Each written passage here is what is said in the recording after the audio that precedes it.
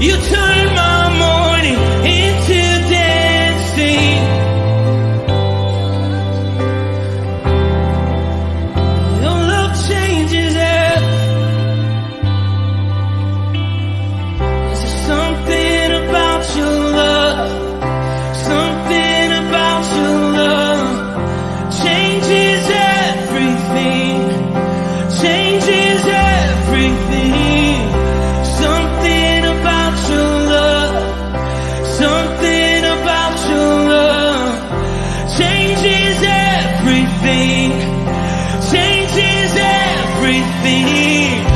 Something about your love, something about your love changes everything, changes everything. Something about your love, something about your love changes everything, changes everything. Something about your love, something about your love changes everything, changes everything. Something about your love, something about your love changes everything. You turn my mourning into dancing. You turn my mourning into dancing. You turn my mourning into dancing. You turn my mourning into dancing. 'Cause your love changes everything. Your love changes everything. You turn my mourning into dancing. You turn my mourning into dancing. You turn my mourning into dancing. 'Cause your love changes everything. Your love changes everything. Oh, there's something about your love, something about your love changes everything in my body. Oh, something about your love, something about your love changes everything. It changes everything.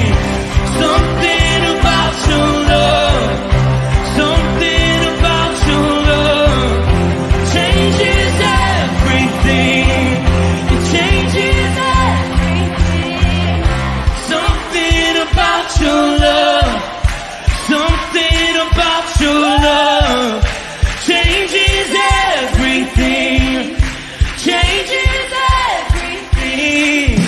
Something about your love, something about your love changes everything.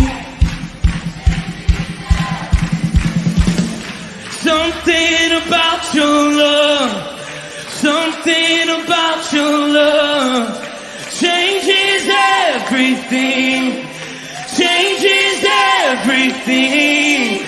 Something about your love, something about your love changes everything, changes everything. Something about your love, something about your love changes everything. You turn my mourning into dancing. You turn my mourning into dancing. You turn my mourning into dancing.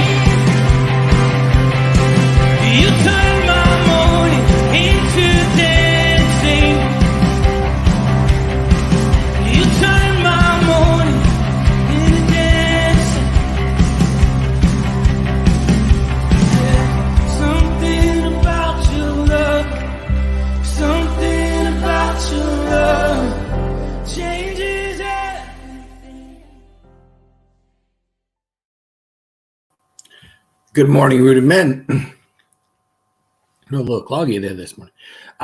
Nice to be with you all. Beautiful day outside. It's dark still. Yikes. Winter's coming, boys. It's not my thing. I got to be honest with you. It's so good to be with you. I see I have some friends. I got Ken Gooch. Good morning. I have Chuck B. It's nice to see you.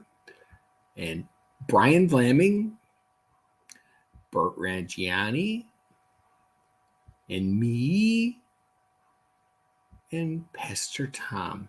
Wow, that's good news. We've got a good crew here this morning. Oh, look at it. Look at it. There's Greg. Hey, Greg. Nice to see you, man. This is awesome. It's like so many people. I wish I had something to say. No, I'm just kidding. Let me get rid of that. Here we go. The one thing about this Proverbs book that I just love is the fact that it's so relatable even to today. There's things in here that every time I do this, I go, oh, yeah, I can see that today. I can see that today. We haven't changed much as people, as a society. We really haven't changed much at all if you consider how long ago these are written. And here we are with some of the same issues. But today we're starting with Proverbs 23, and it's verses 1 through 5. We're going to start with the first three because they're part of what they call Saying Seven. It's a group. They all basically meant to be together, I think. But Proverbs 1, when you sit to dine with a ruler, note well what is before you, and put a knife to your throat if you are given to gluttony. Do not crave his delicacies, for that food is deceptive. Yeah, you first read it and you think, wow, that is so harsh. I mean, put a knife to your throat. But what Solomon is trying to tell us is that we need to be careful when we're eating with an important or influential person, because they may try to get us to do something that we don't want to do. They bribe us or whatever. It's kind of like, why are you eating with him? Why does this super important person want to eat with you? And I probably would imagine in Solomon's time is the same way as a king sitting down with a local resident and just inviting him over for a meal. And there's always that but. Why? What's the catch? What's the catch? Many people, and it's not just church people. It's people are very easily lured or tempted by being important. I mean, we see it on YouTube today. People will do just about anything to be famous or to be in the inner circle of a group. That sometimes can be a catch for people. They have a chance to be in the inner circle, and if they're not in the inner circle, they're going to do everything in their power to get there. And Solomon's warning us that this isn't always good for us. It's not what we wanted. Kids, if you look at kids today, kids in history have done terrible things to fit in groups in school. We don't even need to go into the details, but if you look at, I used to always say when I had kids in a youth group that when they turn youth group age, there's always that point where they don't participate as fully as you would hope. They're always careful with how they react. They're careful with not appearing silly or goofy. And I think a little bit, the comment I used to make when I remember as a youth group leader is I would say, I understand cool is fragile. As a kid, being cool is important. Fitting in at school is so important for this part of your body, your heart, you don't want to be in the outcast groups or the groups that nobody likes. And so you're so very, very careful with how you react. And you can see it in kids. They all of a sudden they change to this more serious, less, because they won't wear a silly costume because somewhere there might be a picture of them or something like that. So that, again, this is trying to fit in part of our nature, and it's something that we fight with. But I found an example in the Bible of dining with a king that worked out to somebody's favor, but it was used somewhat deceptively. The people that were involved didn't know why they were there, and I thought this is really the perfect example of what Solomon is trying to say. It's in the book of Esther. In the book of Esther, there's a guy called Mordecai and another guy called Haman. And Mordecai refuses to bow down before Haman, who's a very important man in the kingdom. And Haman decides to just destroy all the Jews that were living in exile there. King Xerxes had married a Jewish girl, but she kept it a secret that she was Jewish. And so Queen Esther, being aware that Mordecai was going to be killed, and along with all the other Jews, planned a dinner. And who do you think she invited? She invited Haman and the king. The thing that is the coolest about this is Haman was complimented by the meal. It pumped him up. It gave him more of an ego. He was kind of, I'm important. I'm eating with the king and the queen. And that caused more conflict between him and Mordecai. But then all of a sudden, the king discovers that Mordecai had reported an attempt on his life, and the king wanted to reward Mordecai, and he had Haman do it, which is awesome. But then Esther has this dinner, and the king says, "What can I give you? What can I give you for this wonderful treat?" And Esther says, "Give me my life. Spare my life." King's staring at her like, "What are you talking about? I love you. You're my queen." And she goes on to tell the story of how Haman was planning to kill all her people. And it would be eventually her when they got down to it. This being said, it was the end for Haman. Haman died because he sat down to dine with a ruler. I thought that was cool. I thought, man, this one was like this one was written right from Esther, and it was very special. Then we go to saying 8. It says, "Do not wear yourself out to get rich. Do not trust your cleverness. Cast but not a glance at riches, and they are gone. For they will surely sprout wings and fly off in the sky like an eagle."